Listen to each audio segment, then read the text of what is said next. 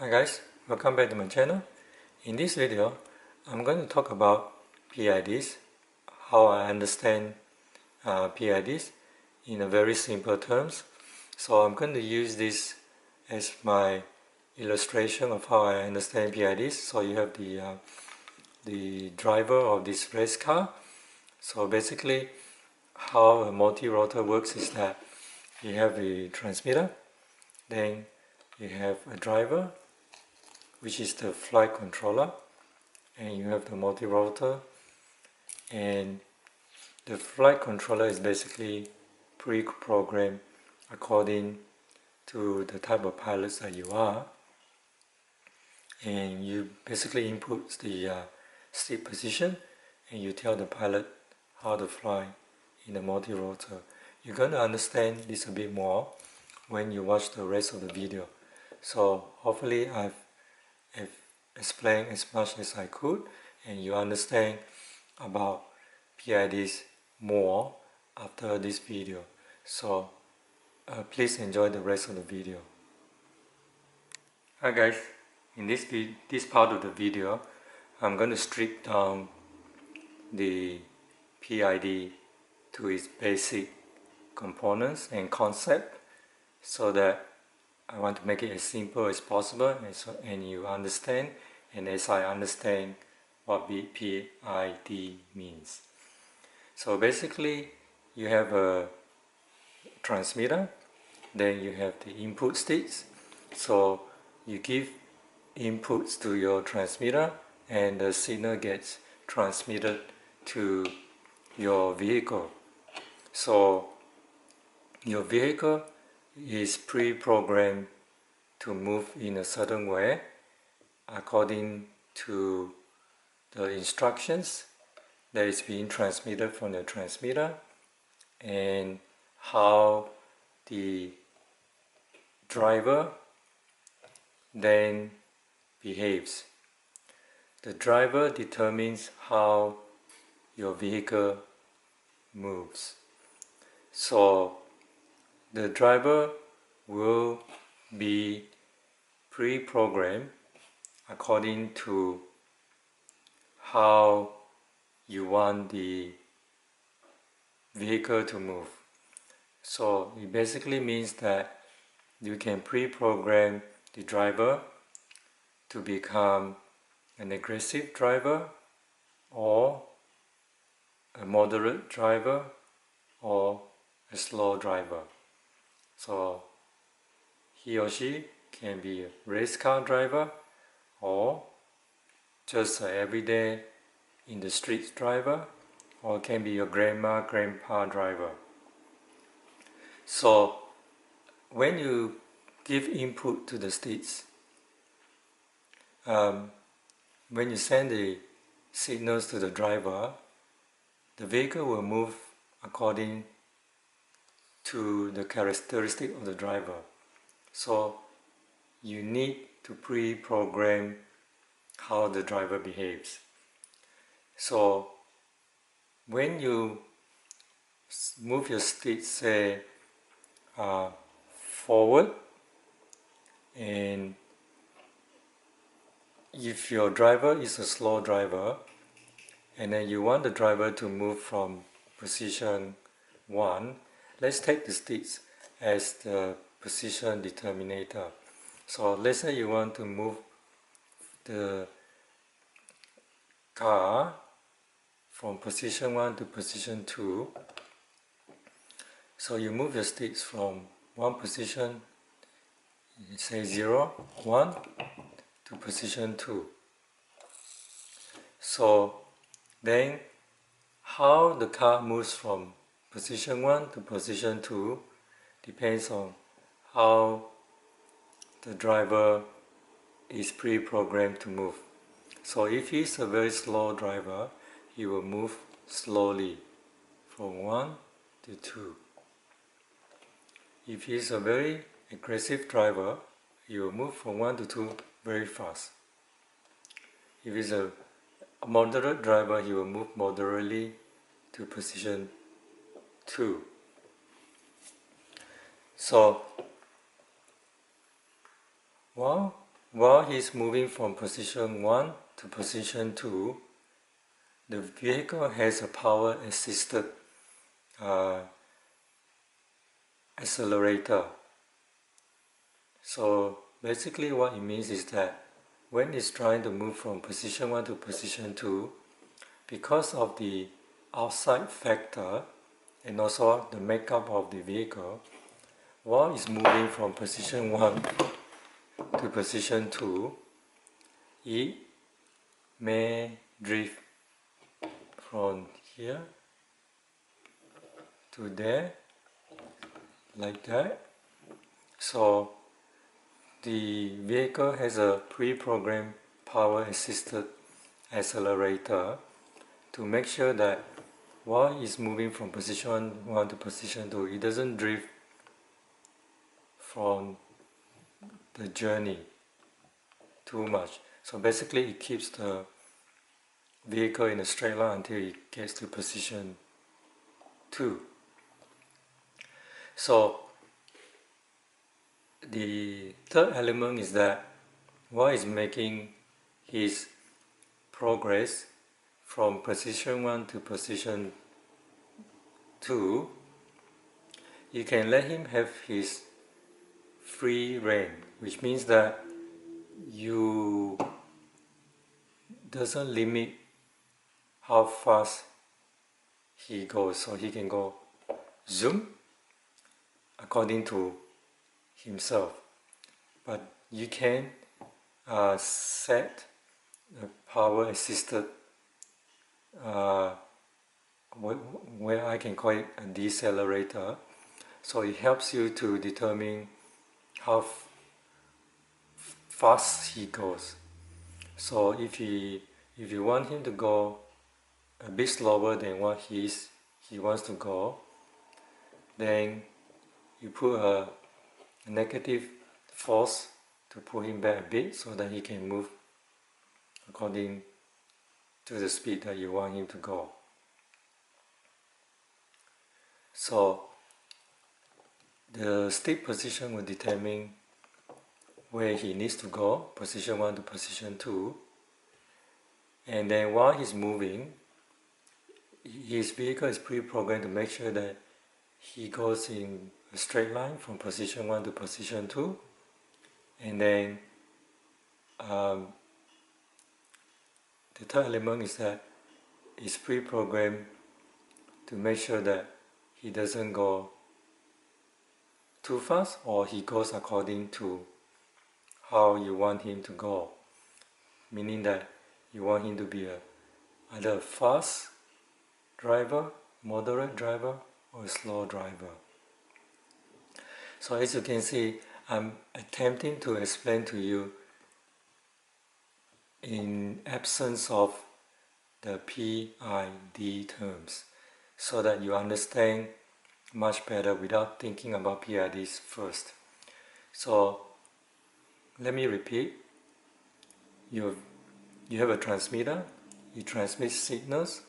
So for example, if you are a slow driver, you want the driver here to be as like you. So if you are a moderate driver, you want the driver in the vehicle to be like you as a moderate driver. So if you are a fast driver, you also want the driver to be as fast as you. So this is how you determine how fast or how aggressive the driver is. So now I'm going to introduce the P.I.D terms into the explanation. So P basically means that once you move the stick from, say, from position 1 to position 2, you're giving the driver the directions that he needs to go from position 1 to position 2. So the D will determine how fast he goes from position 1 to position 2, and the eye will make sure that he doesn't drift from left to right, and basically means you keep it moving according to the direction that you set it to go. So let me repeat. The P is setting his position from 1 to 2. The I is making sure that he's on course to go from 1 to 2, and the D is to determine how aggressive the driver is. So that's basically the P.I.D. So let me introduce this into quadcopter terms. So let me bring in the quad.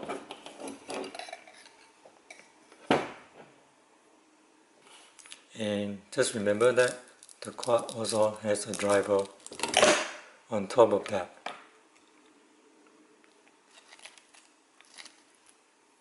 Alright, so let me put it this way. Okay, so now you have a driver in your quad. The driver, you want to make sure that he flies according to how you want it to fly. So say you want to move from this position to this position. So the P.I.D will make sure that the P will ensure that it will go from this position to this position. So while it's going there, the I will make sure that it doesn't drift off course because of the wind and the makeup of your quad. So it will go like that. So the D will determine how fast it goes.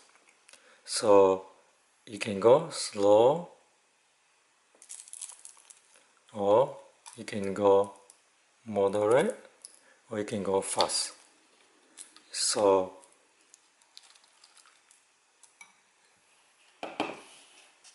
that's how the P.I.D works with your multi-rotor.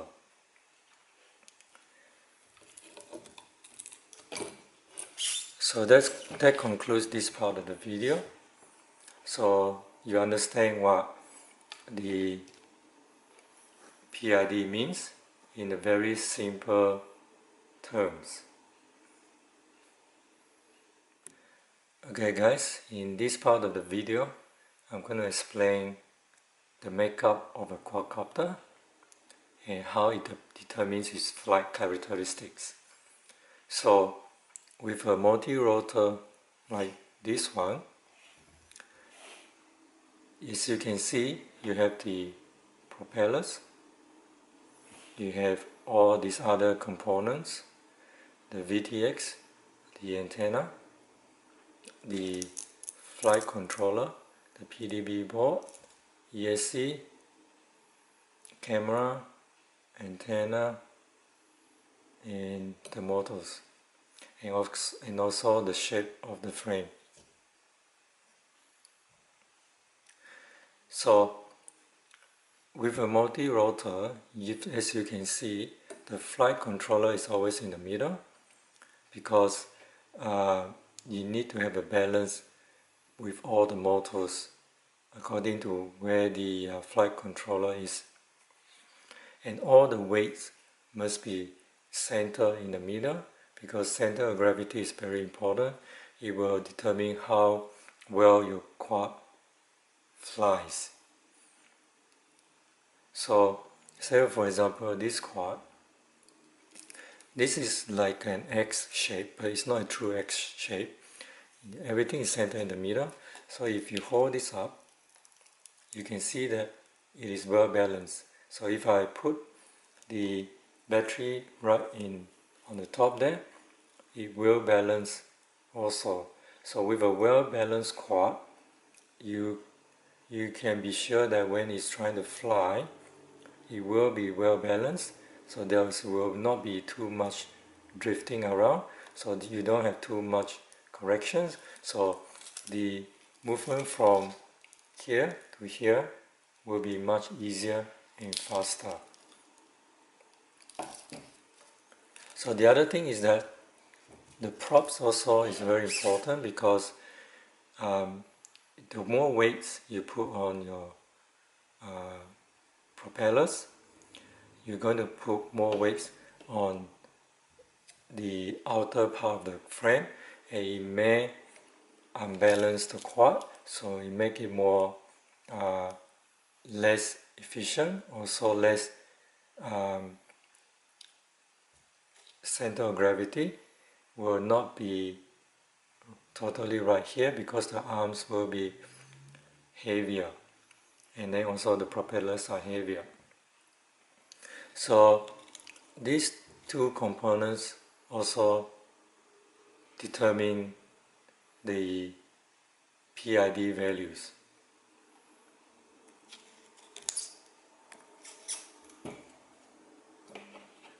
So that's the end of this part of the video. Okay guys, so in this part of the video I'm going to talk about the numbers and the range of the P.I.Ds and how they determine flight characteristic. So with the P value, the higher the P, the more power you want to give to the flight controller. So meaning that when with the high P, say you want to move from this position to that position, you're telling the flight controller to move at a faster rate. So with a faster rate, you may have to have a faster correction value, so which means that your I will be higher also. And in order not to, so the faster it goes, the more risk of it having over correction. So say you want to move from here to there, if you make it too fast, because of the weight and center of gravity, it may overshoot, and then by overshooting, the quad will then try to correct itself, and then when it corrects itself, it will overshoot the correction, so it will start oscillating. So the maximum value of the P will be at the oscillation point, so that it doesn't overshoot. And the minimum value of the P will be drifting. If you set it too low, it will go so slow that by the time it gets to the position that you want, other factors are already affecting the quad, and you will start drifting, and then you lose control of your quad. So that's the minimum value of the P value. So I just want to repeat, the D is basically to help you, the higher D will help you smooth out the movement. So basically you will try, the higher the D, it will try to pull you back a bit while you're moving fast, so pull, fast pull, so that you smooth it out. So the less P means that you don't want to, let's say you put it at 0, so which means that when you move your stick, you go without anything pulling it back. So the lower the D, the less pull that you put on the quad. You're just letting it move according to how you move your sticks, and then with a correction from I, making sure that it stays on course. So you basically have a range of value, which is from a minimum to oscillations. So you can have anything in between here, from a slow driver to moderate driver to a fast driver, and you will be fine. So most of the stock P.I.Ds are somewhere in the middle, in between. It takes into account the standard configuration of a standard quad, so it will fly well and according to the shape of the quad. So as a normal pilot, or as a beginner pilot, or as a progressive still learning pilot, you wouldn't notice the difference. So any stock P.I.Ds will be fine for any multi-rotors that you have.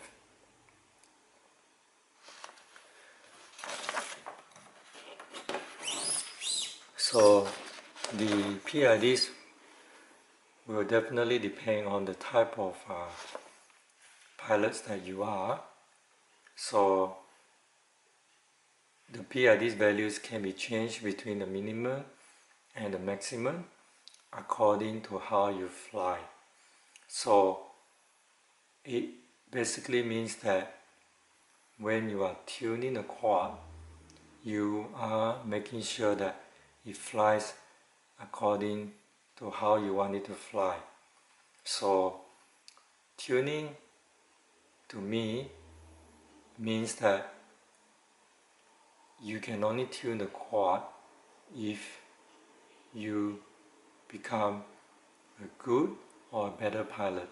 So as you progress through your piloting skills, you will probably want to